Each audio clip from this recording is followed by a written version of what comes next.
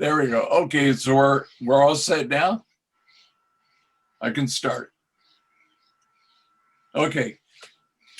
Hi, Lisa did a wonderful job of pronouncing my name. I'm Tony Wawrukiewicz, and I'm going to do the presentation on domestic postal history of postal, Reply-Postal, and postal cards. I'll begin my lecture by reading the first 3 pages of my presentation because the content there is, I believe, important to understanding what and why I'm doing this. However, from then on, as I do parts of the presentation, I will, for brevity and I hope clarity, just paraphrase my comments.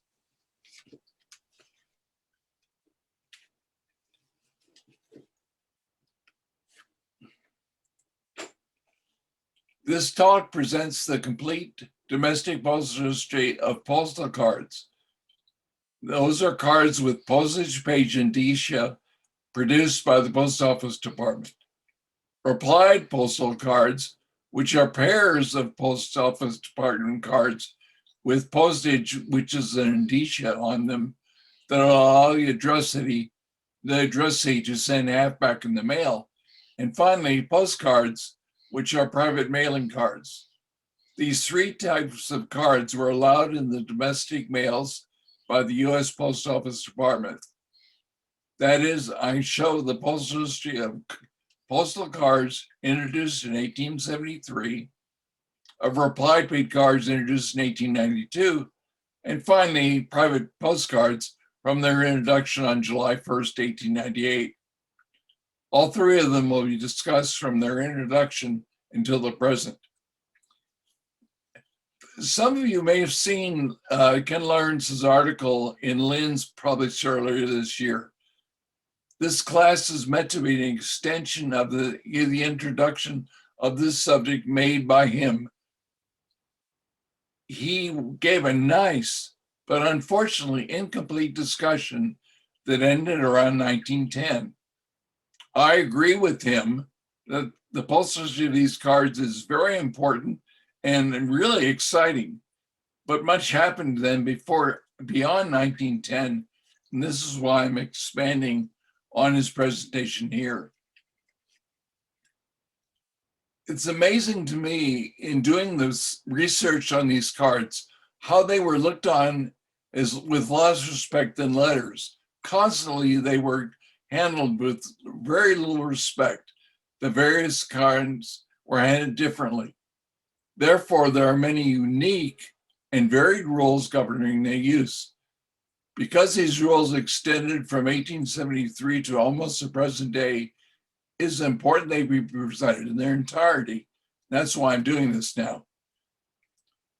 First, this discussion presents all the incredibly varied and different ways in which domestic cards were handled as unmailable. In other words, how they were handled at the offices of mailing. The various types of unmailable categories are introduced in chronological order and so are discussed in that order. Then I will discuss the remarkable and frequently changing variation in which the various cards were undeliverable.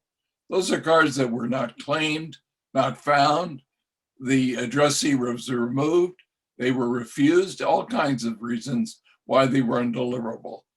But then also what's really important is in many cases, it was not possible to return an undeliverable card to the writer at the office's delivery.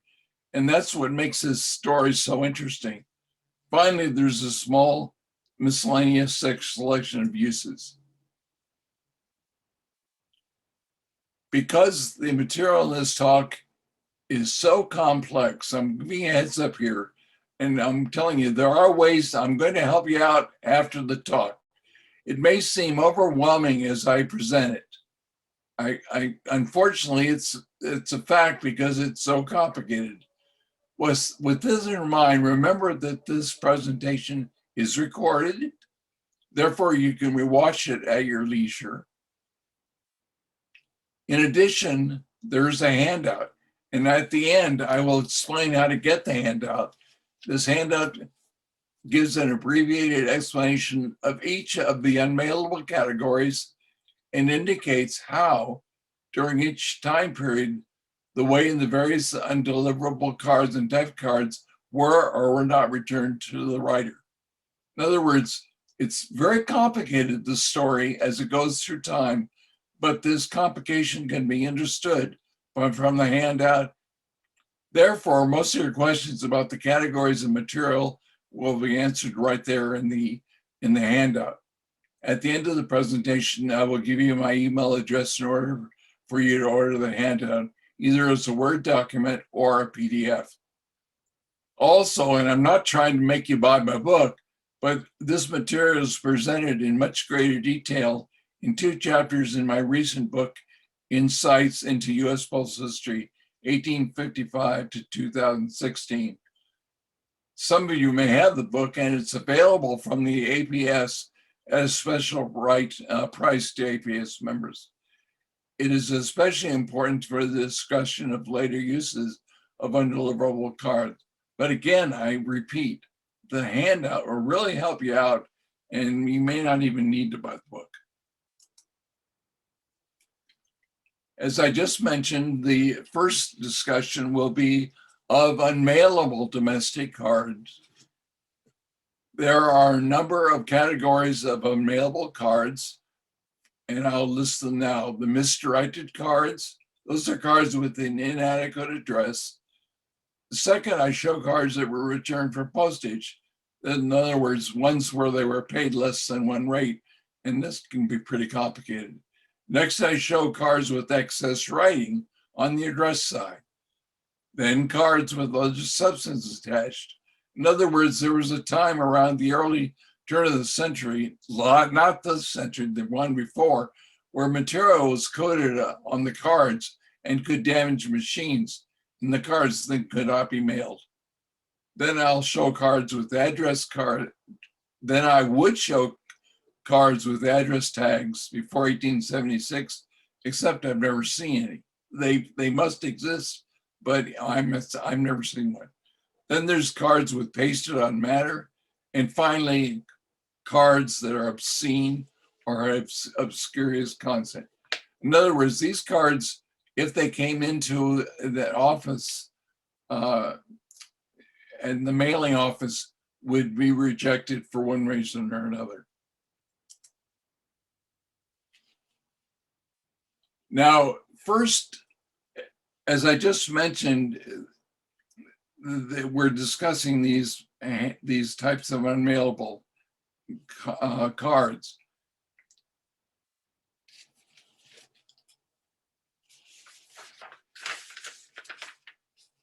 Now, first, we talk about misdirected cards because those are, though they're so poorly addressed or completely unaddressed, they couldn't reach their destination.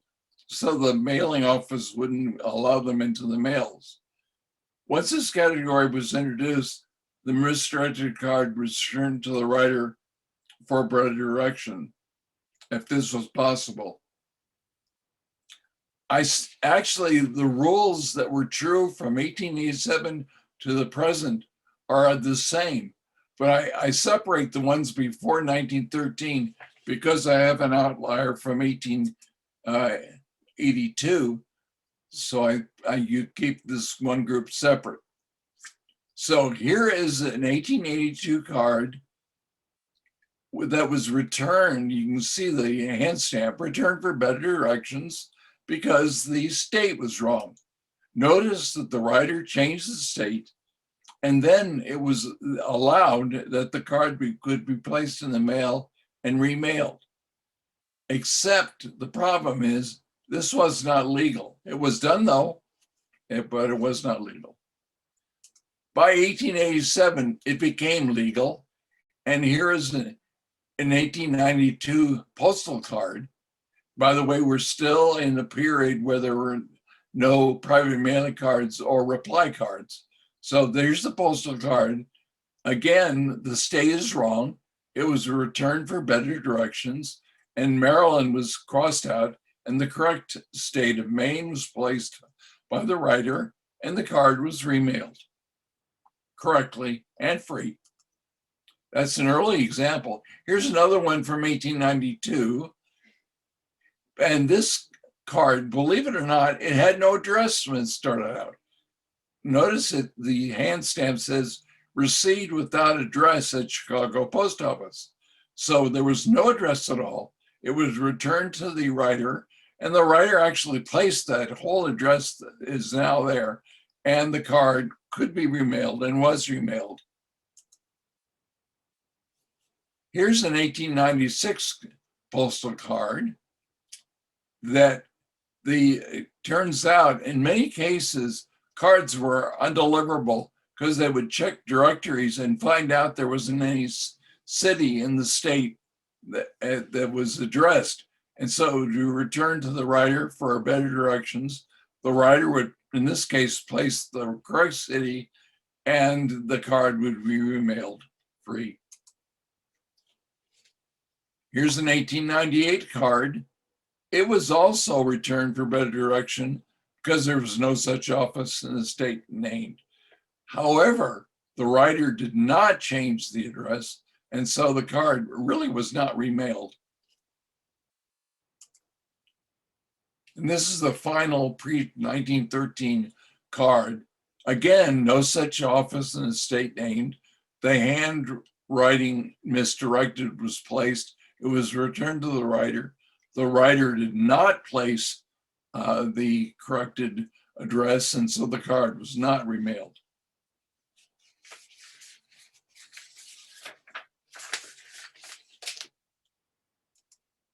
Now, I've been commenting that really things were not any different after 1913, but I presented that one outlier card, so I kept a separate group.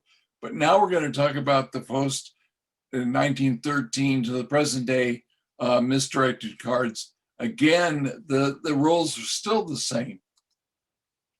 Here's a 1921 card that was returned for a better address from Baltimore, Maryland.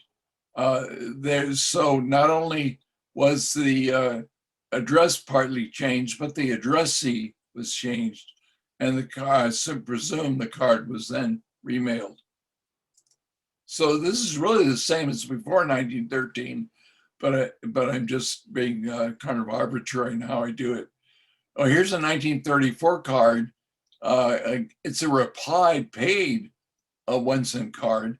And you wouldn't know it, but you have to look it up. The only reason I can tell it was reply paid is I looked it up in the catalogs and found out it was. Notice this is a much better no such office and state named marking, but it was ignored by the writer, and the writer did not change the address, and so the card was not remailed. This is a rather interesting card. So far, every card that was misdirected was sent back to the writer. But in this case, the post office was smart enough to realize, and those of you who live in California know Fullerton is clearly a California address. So when it was addressed to Fullerton, Colorado, the post office knew enough to change the state to California. And notice the typewriting hand stamp, or the typewriting stamp that says deficiency in the address supplied by Denver, Colorado. So this is one case where the writer did not correct the address, but the card was indeed remailed correctly. Here's another example of a card without any address, held for a better address. It's kind of silly. I think the postal worker put that hand stamp on, then realized he had no return address to send it to the writer, so there was no way that they were getting any address at all, and so the card was not remailed. By the way, those of you may be aware of the fact that we have a lot of items in the collector's hands nowadays because they were sold as waste afterwards, and this started really back around 1860. Where they were allowed to sell things that were undeliverable, unmailable, and couldn't be returned, but for some reason as waste. And to show that this indeed, these markings or this type of handling occurred even through the present day, here's a 1997 private mailing card with the address. There was no state in the address, so it was obviously incomplete. It was returned for a better address. The address was not corrected, and so the card was not remailed. Okay, now we go into the next group of unmailable cards, and these were paid less than one rate. Now, anyone who knows much about cards, postal cards and that, realizes that postal cards automatically were paid correctly, at least through 1952, when the rate changed to 1 cent, and sometimes they would have to add an extra penny to the card. So before 1952, any card that was short paid had to be a private mailing card, and this could only start at July 1st, 1898. I have a couple of, let's see.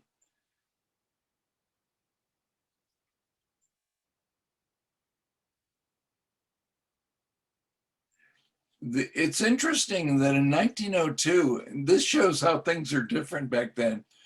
In the 1902 PLNR, they said that if a postmaster recognized there was an unmailable card and knew who sent the card, in other words, even if there wasn't a return address, they could sometimes, because these cities were so small, they would know who wrote the card, maybe from the handwriting, I don't know what.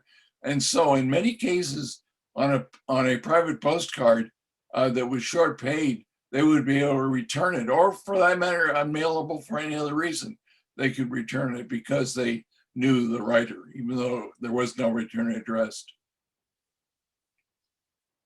By the way, I use the term, and I think this is really a kind of controversial.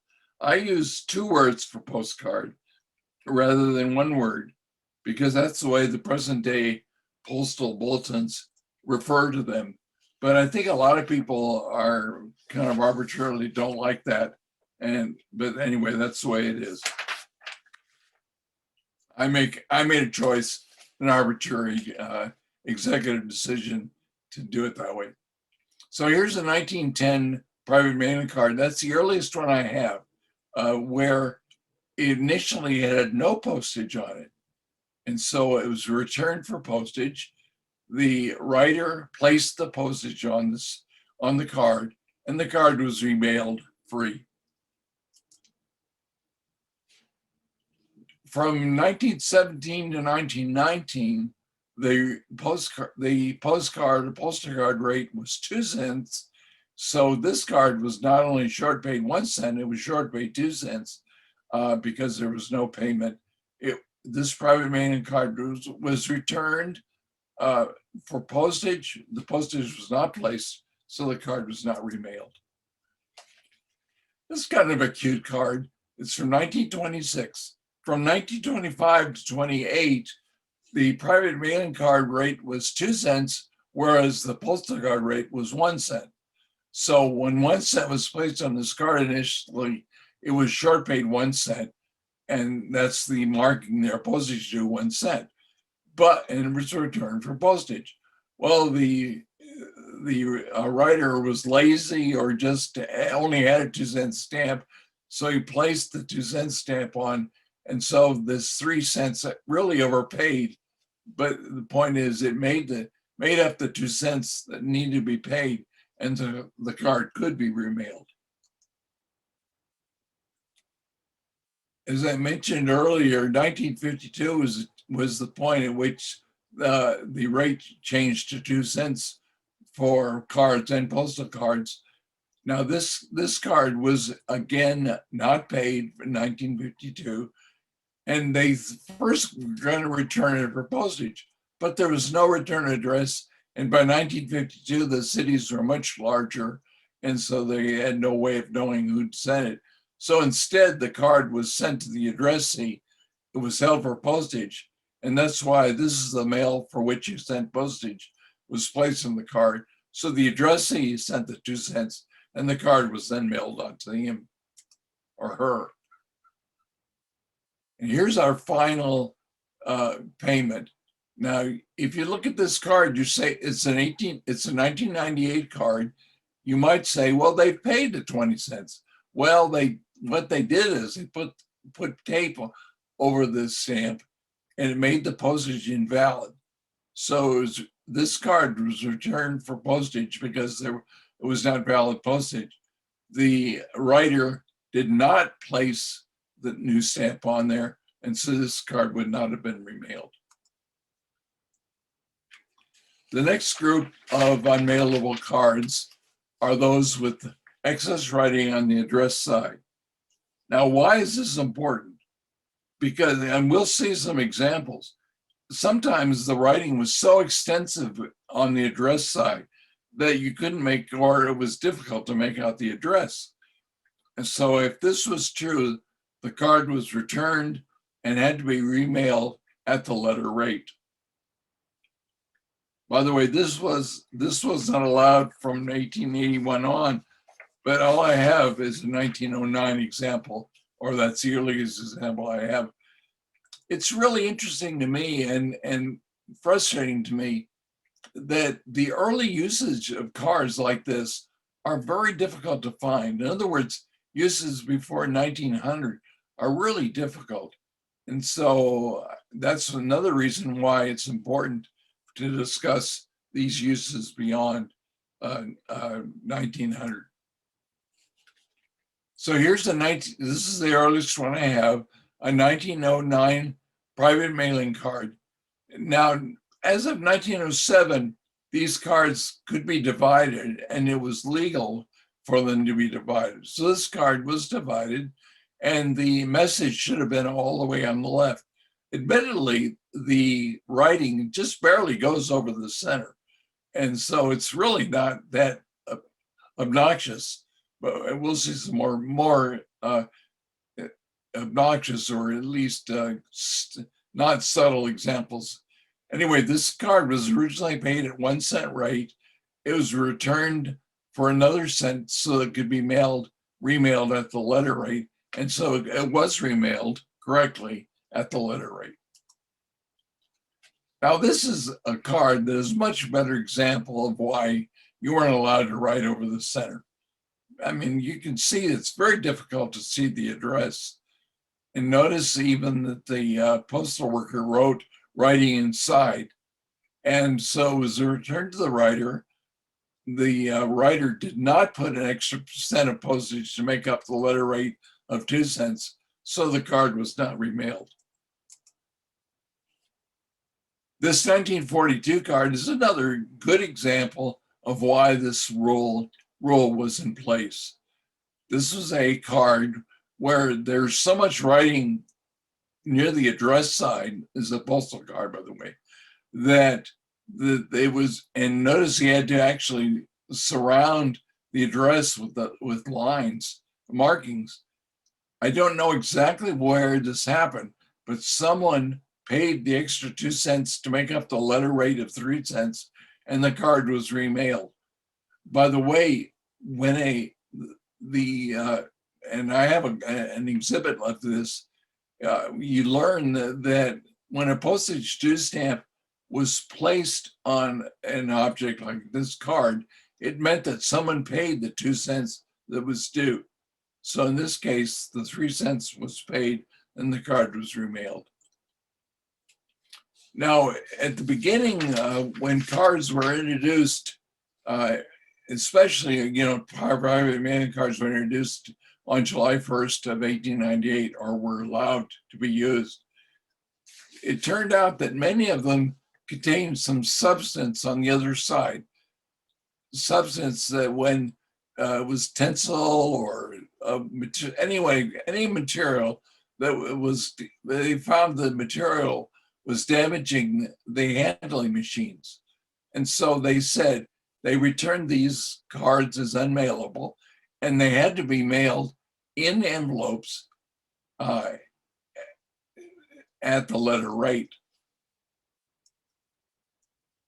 Now, I don't show the material on the other side for these cards. You just have to trust me that this March 9th, 1907 card, by the way, that's just 5 days after the announcement that this material was not allowed to be mailed.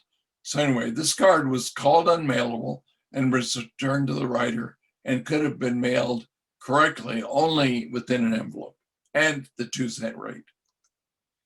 This card actually is more clearly, this is more clearly what happened with this card.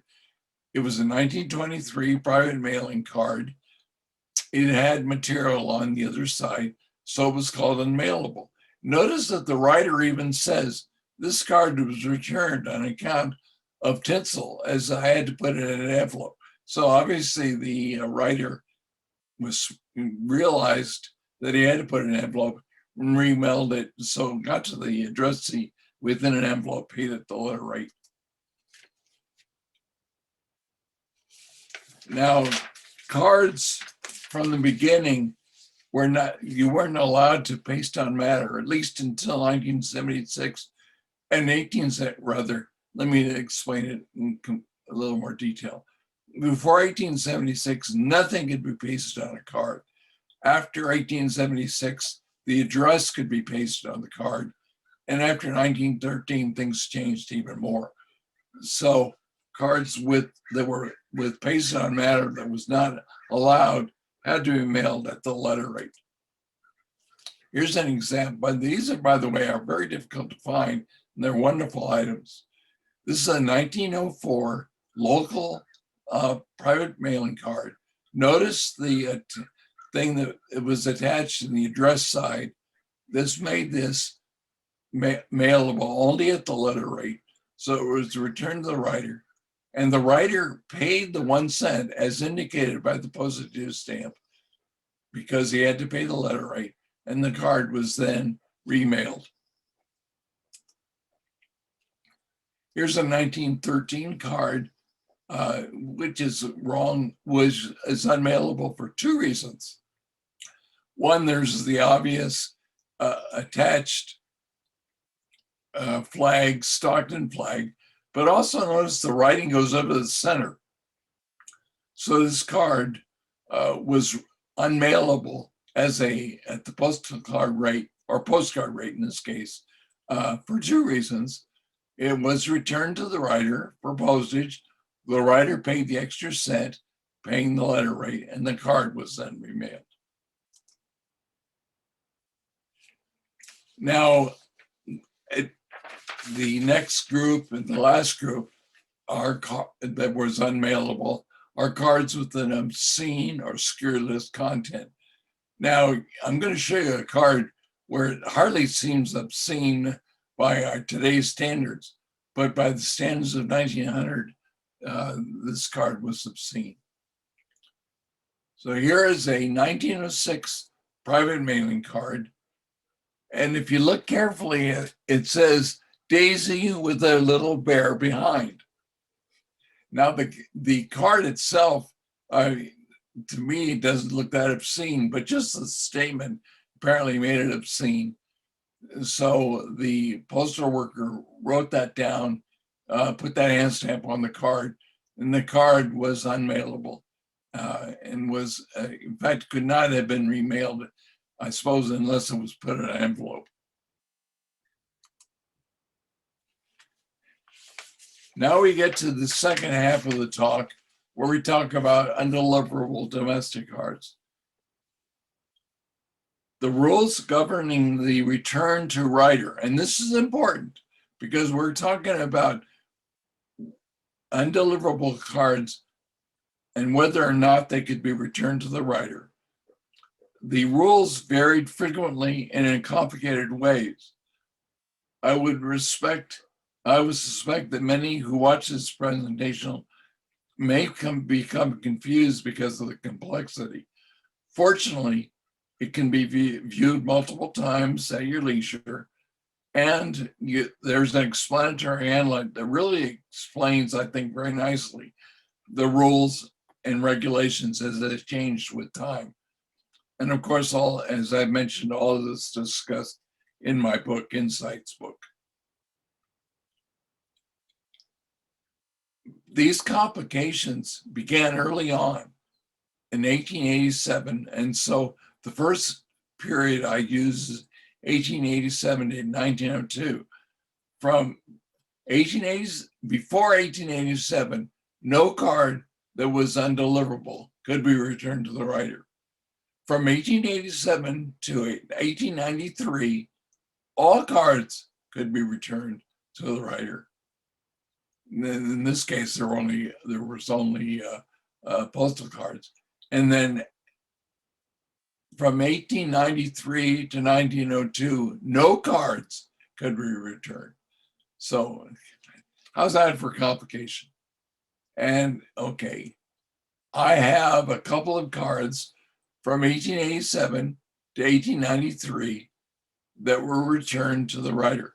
By the way, from 1887 to 1893, and again, this is in the handout, the reason for the return to the writer was not required until 1893.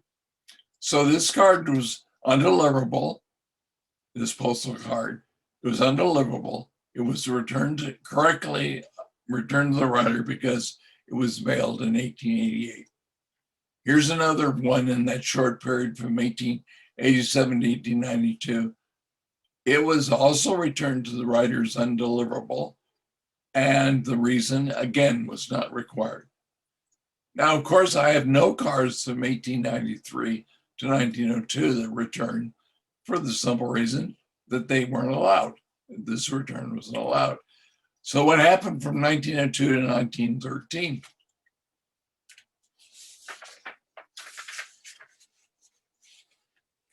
Only double reply paid undeliverable cards can now be returned to the writer. Remember, or you may remember, that around 1892, the reply paid card was introduced. In 1898, the private mailing card was introduced. But either one of those, I mean, the regular postal cards and the private mailing cards could not be returned to the writer from 1902 to 1913.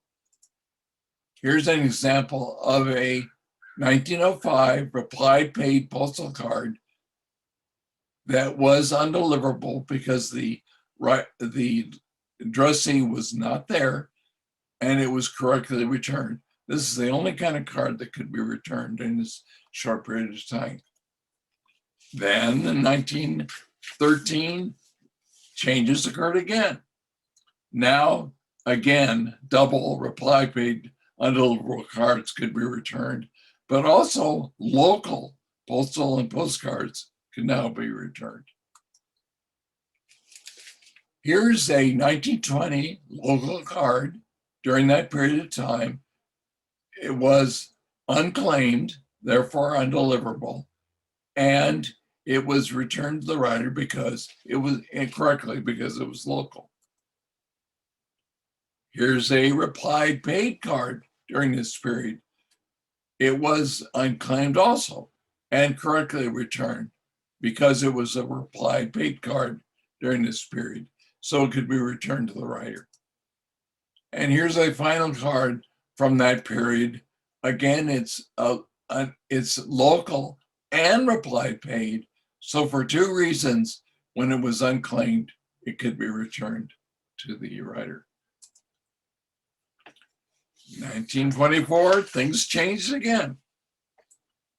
Now only local reply paid and postal cards could now be returned to the writer.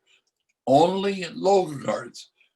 And what about non-local cards? They could be returned only if the return was guaranteed. I'll explain that as we go along through this section, because that's a very important concept. So in 1926, again, remember, this is the period when the rate was for private mailing cards was 2 cents. So this card was paid at 2 cents. It was unclaimed, but since it was local, it could correctly be returned to the writer. Here's another 1932 local postal card. Again, local though, And so it was unclaimed and could correctly be returned to the writer. But again, what about this during this period? What about non-local cards? This is an extremely rare example that I took forever to find. In other words, before 1941, there's only 2 examples that I'm aware of like this. Notice the return address has a statement, return postage guaranteed.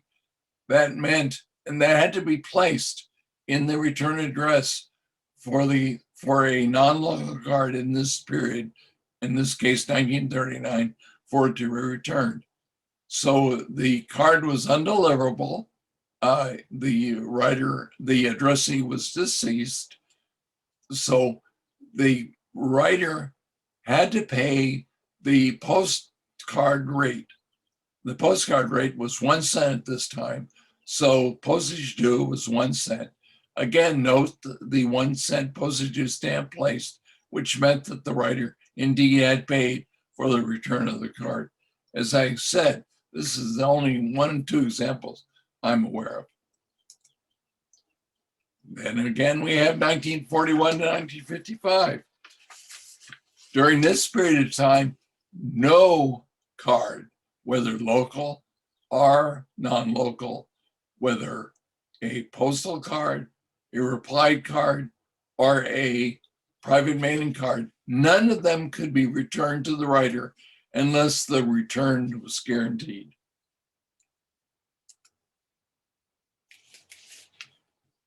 When I first started looking for these cards, the dealers were not even aware that they existed. This was about 10 years ago. So I knew that this was a rule, and yet I could find no cards. And I finally found one from a gathering, one dealer. He had one that he had placed in his stock in 1990. That was the first example I have found of this kind of card. And he had not sold it from 1990 to 2010. And I bought it, of course. Since then, this kind of guaranteed return from 1940 to 55 I find them much more commonly. But initially, there was only one, and the dealers, postal stationery, didn't even know about this rule. But nowadays, it's relatively common. But it was very interesting, this history. And this is one reason why I have so much fun collecting card usages.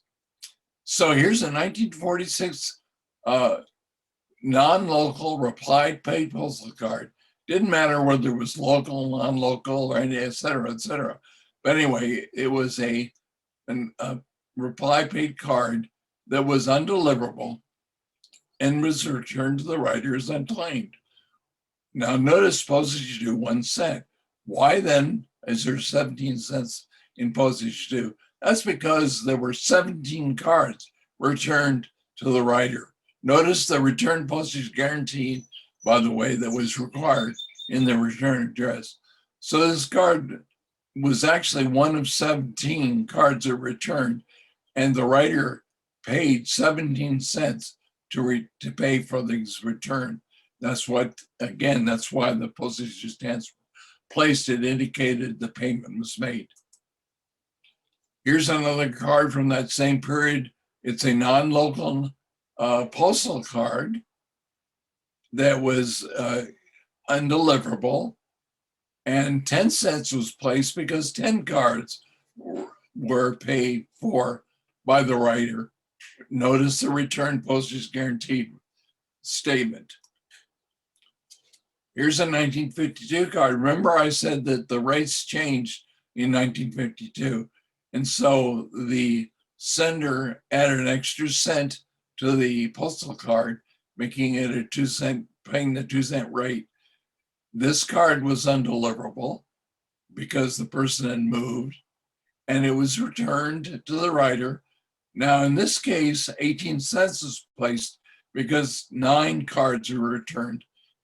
No, in other words, depending on what the postcard rate was, that is the payment that had to be made at this time by the writer. Here's a 1953 non-local private postcard. It was undeliverable, gone, is the statement that was made. And notice the 4 cents in postage due stamps placed, indicating that the writer paid for 2 cards that were returned. Note again, the return postage guaranteed that had to be placed in the endorsement.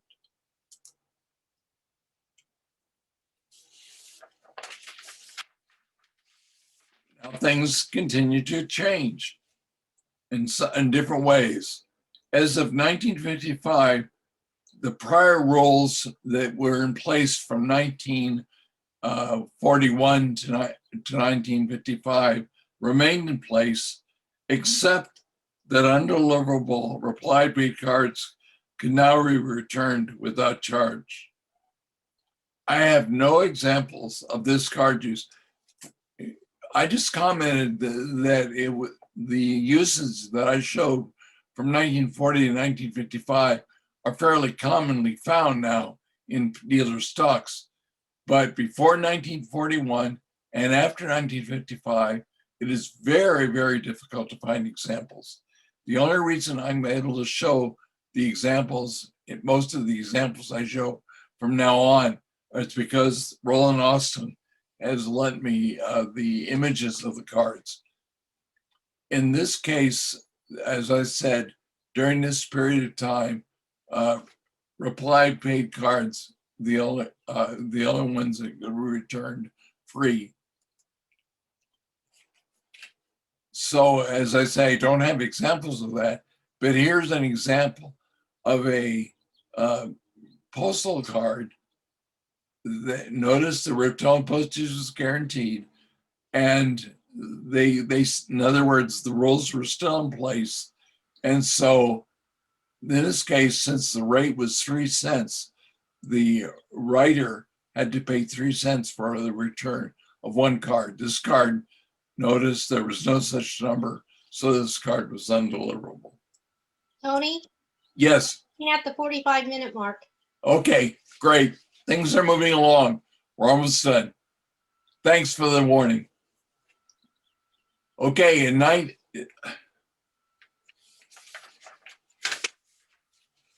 1970 to 1985, the rules changed in amazing ways, amazingly complicated ways.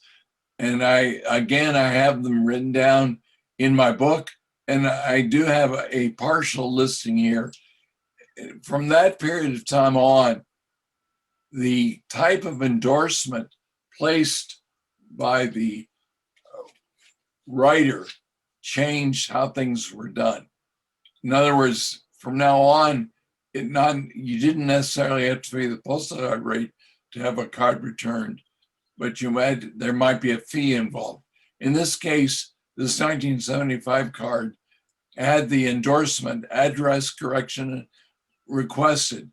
That meant, and you have to read the book to find this out, that meant instead of paying the 8-cent postal card rate, they had to pay a fee of 10 cents. And that's what was due in this case. I only have one example because they're so hard to find. From 79 to 85, the endorsement rules changed even more. And the endorsement in this case had return postage guaranteed. And what that meant was we actually returned to the previous rulings.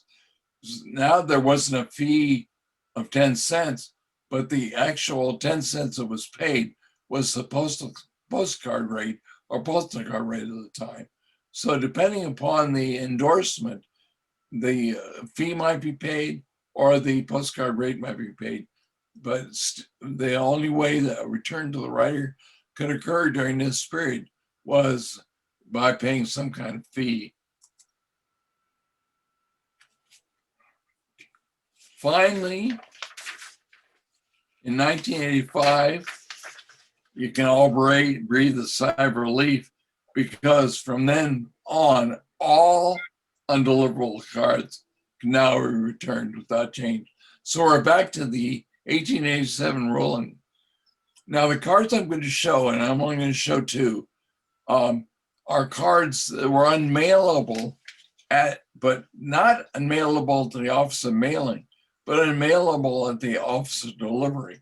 In that case, they had to be returned to the writer, but they could be returned without charge as of 1985.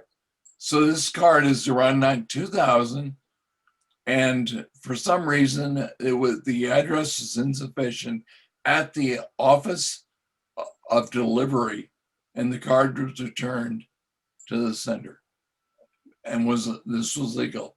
And here's another insufficiently addressed card where the address, again, the endorsement is irrelevant because the card could be returned correctly to the writer, even in this case from the office of delivery.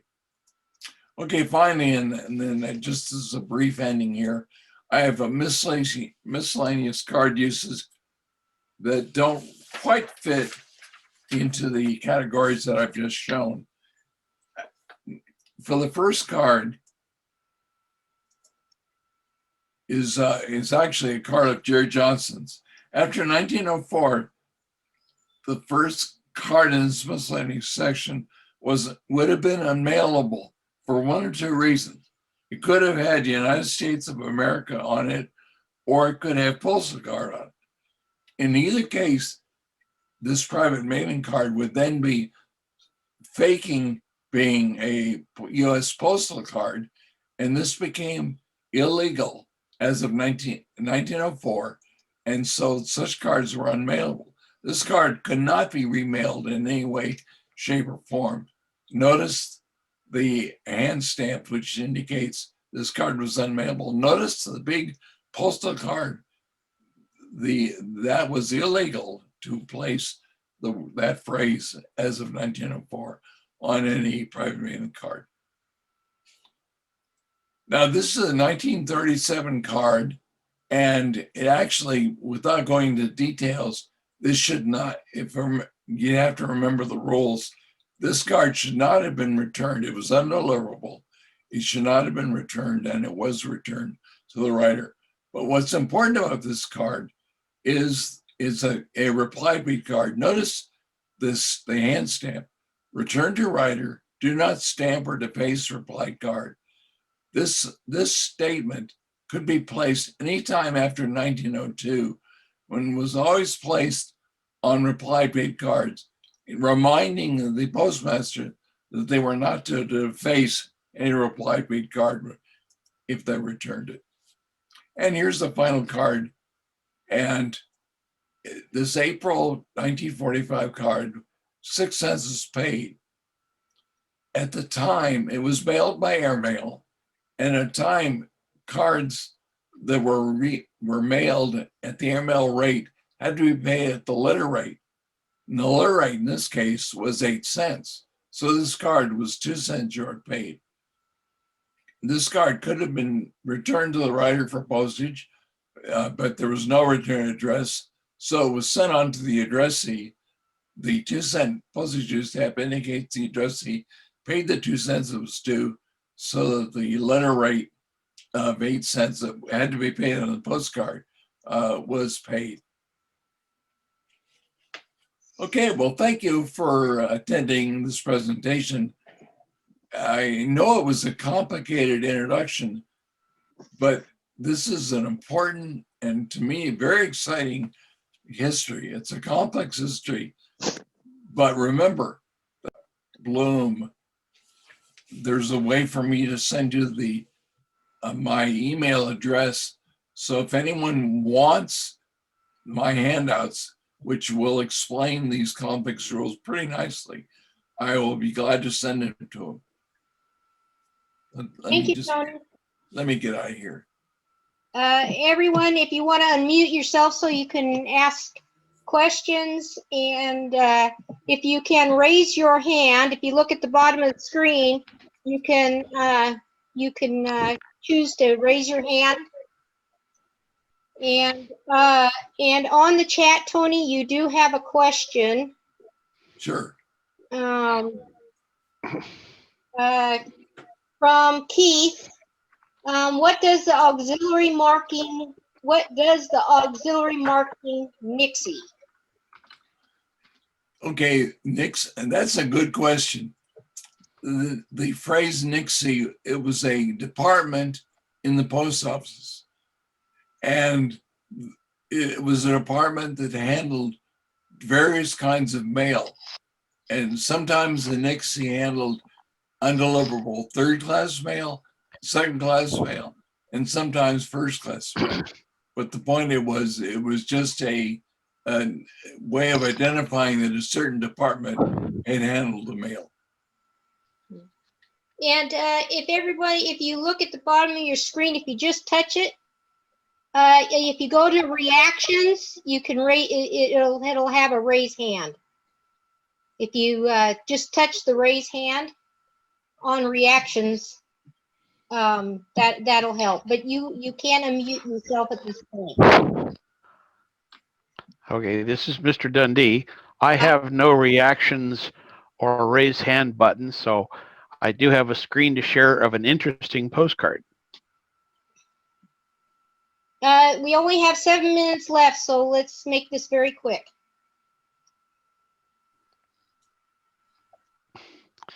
And it says, host disabled screen sharing. Okay.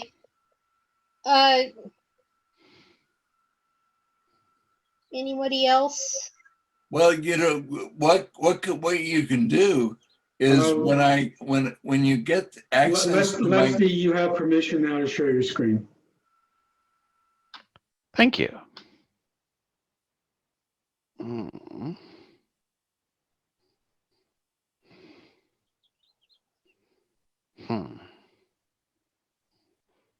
Does anybody have any questions while we wait for Lefty?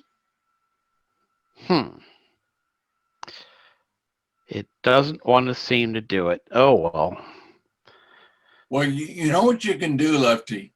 What we're going to do is let you have access to my email address. If you have a way of scanning the card, you can send me a scan via the email. I'll be very happy to work with that image. I do that all the time when people send me questions. Okay, it's just an image of a surfboard that's the size of a postcard that you can send to folks from Hawaii. You have to put extra postage on it because it's not machinable, but I'll burp you over the image to your email address and you can use it at your discretion.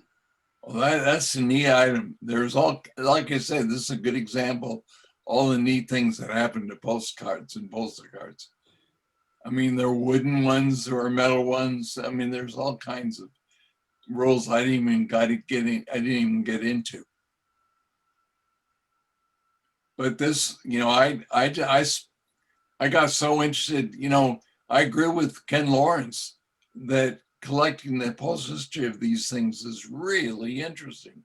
And there's much more to be done than just collect the different kinds of cards, which there's nothing wrong with that, but the uses are really fun to collect to me. And they were a great deal of fun to learn all the rules, all the strange rules that existed for these cards and how they changed constantly over time. All right.